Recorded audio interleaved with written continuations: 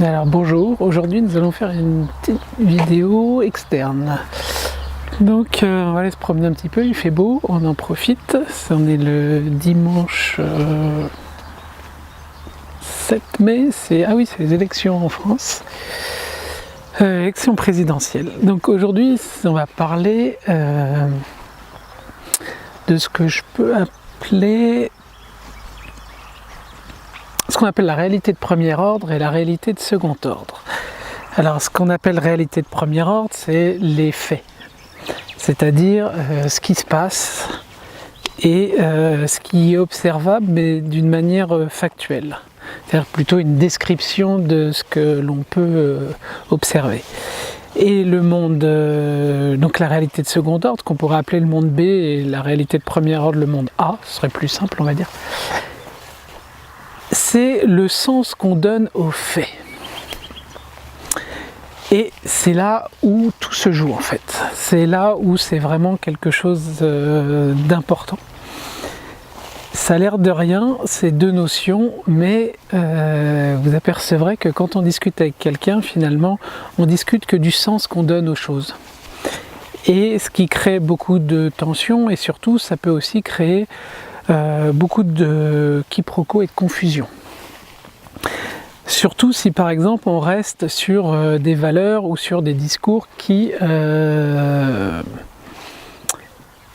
comment je pourrais dire, qui sont uniquement sans équivalent concret. Par exemple, on pourrait dire je veux le bien-être de tous, que chacun soit épanoui et tout le monde pourrait être d'accord, sauf que dans l'équivalent concret, on ne sait pas ce que ça veut dire en tout cas, tant que je ne le précise pas. Et c'est par exemple en politique, ou même dans des arguments de vente ou quoi que ce soit, ça pourrait être une manière de faire qui peut être une forme de manipulation. Par exemple, si c'est fait dans ce but-là ou pas, peu importe. En tout cas, et quand on discute avec quelqu'un, ça peut être souvent l'occasion du coup de ne pas être satisfait d'un présent. Ça peut arriver par exemple, notamment dans les couples, où on peut être d'accord sur, par exemple quand des gens ont des enfants, ils peuvent être d'accord sur des principes d'éducation, mais quand ils en arrivent aux faits et à ce qui se produit, soudainement il y a des grandes tensions et des grandes confusions. Ça c'est un problème en fait de l'interprétation qu'on donne aux faits. Par exemple, un gamin un peu crié, certains vont dire que c'est un caprice, d'autres vont dire que c'est qu'il exprime un besoin, et ainsi de suite. Donc on y va tous un petit peu en fait de notre point de vue sur tout un tas de choses.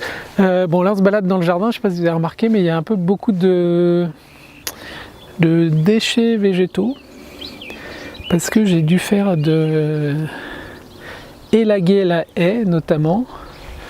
Et voilà, donc on va faire une petite parenthèse en fait, 2 secondes. Pour vous montrer un petit peu le bazar ambiant. Donc ça, voilà. Et vous voyez que ça en fait un paquet. Et donc ça, c'est un petit peu ce que j'étais obligé de tailler parce que ça devenait un peu trop envahissant. Et ça permet aussi de passer à une activité manuelle et ça fait aussi du bien. Et comment dire aussi, l'avantage... c'est que parfois on fait des activités externes, mais c'est aussi à la fois des activités internes. Donc je reprends par rapport à ce monde des faits et le monde du sens qu'on peut donner. Et l'idée c'est de revenir aux faits et de s'apercevoir que plus on va comprendre les faits, moins on va rester en fait dans une croyance, ou en tout cas une notion de valeur qu'on peut avoir sur certaines choses. Et pourquoi je parle de ça? Parce que en fait, ça évite ensuite de croire nos pensées. Nous avons tous des pensées et les pensées, c'est plus, ou comme les valeurs, c'est plus une forme d'énergie en fait. Une énergie qui nous sert à structurer notre monde et à le rendre vivant. Sauf que parfois on peut tomber amoureux de nos idées ou de nos croyances et à partir de là ça peut poser un problème beaucoup plus vaste sur différentes choses. Alors une petite pause, téléphone. je reprendrai plus tard. Alors excusez-moi, donc reprise de la vidéo. Alors, le monde A et le monde B. C'est un concept qui est plus qu'un concept, même on pourrait dire une forme de réalité. Et l'idée, c'est vraiment de observer cela et de voir à quel moment en fait on est en train de discuter sur le sens qu'on donne aux faits et de voir la confusion que ça peut générer et apporter chez certains. Voilà pour ça. Ensuite, aujourd'hui, je voulais parler d'un autre point qui était sur les relations. C'est que, une introduction aux relations. Notamment, justement, quand on parle de faits et de sens qu'on donne aux faits. On va écouter les oiseaux plutôt.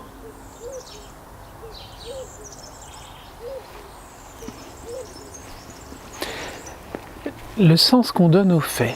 Alors ça, c'est un autre élément qui va faire que souvent, eh bien, on va pouvoir se disputer ou créer des tensions avec les gens qui sont liés à cela. Et c'était aussi une manière de dire que, oui, c'était ça par rapport à l'énergie en fait. Une pensée ou une croyance ou même des valeurs, c'est une structure énergétique dans laquelle on évolue. Et tomber amoureux de ses idées ou de ses croyances, en fait, fait que c'est notre mental qui prend le contrôle sur ce qui est et sur ce qui se passe.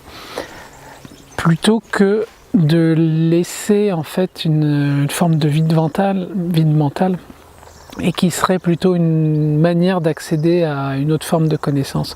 On peut dire que l'ego, il y a un apprentissage qui se fait, qui est sous forme linéaire en fait, qui est lié au temps et à la connaissance, donc qui est transmise en fait de génération en génération.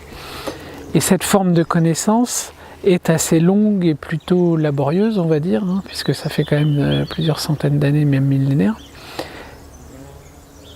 que l'on tente d'avancer et de progresser, et ça nous a amené à un certain confort, on pourrait dire. Et il y a une autre forme de connaissance qui est beaucoup plus sous forme verticale, c'est-à-dire qui est à un moment donné de se connecter à quelque chose qui est beaucoup plus grand que nous et qui nous permet d'accéder à qu'on pourrait appeler une connaissance, mais d'une manière beaucoup plus directe et on pourrait dire pas intuitive parce que c'est encore un autre aspect, mais qui est vraiment en ligne directe avec quelque chose de beaucoup plus grand que nous. Comme si on pouvait se connecter un peu plus à, pour appeler comme certains au grand tout ou même aux esprits de la nature, comme dirait, comme on verrait ça dans le chamanisme par exemple. Tiens, un chien au loin. Et donc, tout l'enjeu, c'est de travailler sur cette verticalité et de s'y connecter au maximum. Et pour ça, il faut passer par des étapes. Et les étapes, par exemple, peuvent être une forme de méditation, en tout cas une forme de comment apprendre à se libérer le mental et comment aussi se libérer des tensions émotionnelles. Donc c'est deux aspects qui souvent interagissent l'un avec l'autre et surtout c'est de s'apercevoir que notre esprit et le mental est quelque chose qui capte l'information. On est un peu comme une antenne, vous voyez, comme les antennes relais. Donc on va capter énormément d'informations et c'est toute cette information qu'on compile et qui fait que l'on est ce qu'on est, si je puis dire, par rapport à nos expériences, par rapport à tout ça, par rapport à un contexte aussi dans lequel on évolue. C'est-à-dire que le contexte donne énormément de sens à ce qu'on vit. Sans contexte, il n'y a pas de sens, quoi. Ça, c'est une notion aussi très très importante, qui a l'air de rien, encore une fois.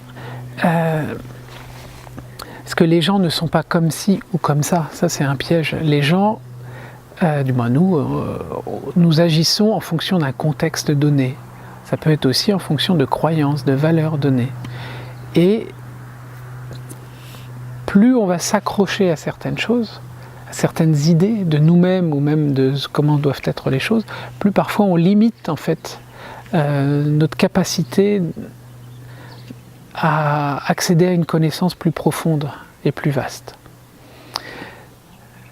Donc voilà, c'était une vidéo d'introduction aujourd'hui et je vous dis à bientôt. Et ce que là, le programme du jour, en fait, c'est que le téléphone était que nous allons aller avec les enfants nous promener. Et voilà, donc je vous souhaite à très bientôt et bonne journée à vous aussi. Au revoir.